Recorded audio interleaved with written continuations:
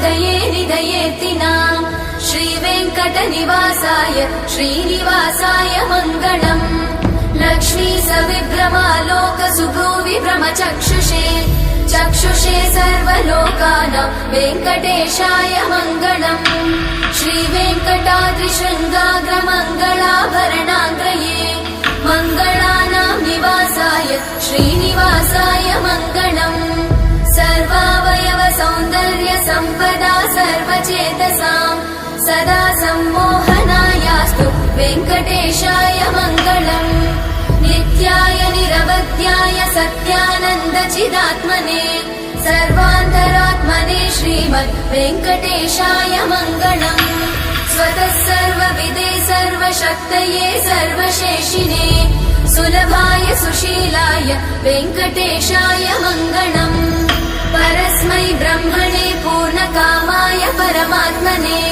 प्रयुञ्जे परतत्त्वाय वेङ्कटेशाय मङ्गलम् आकालतत्त्वमशान्तमात्मनामनुपश्यताम् अतृप्त्यमृतरूपाय वेङ्कटेशाय मङ्गलम् प्रायस्वचरणौ पुंसां शरण्यत्वेन पाणिना कृपया दिशते श्रीमद् वेङ्कटेशाय मङ्गलम् दयामृततरङ्गिण्यास्तरङ्गैरिव शीतलै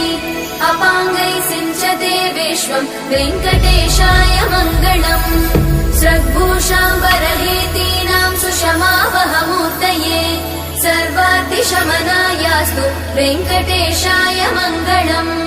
श्रीवैकुण्ठविरक्ताय स्वामि पुष्करिणीतटे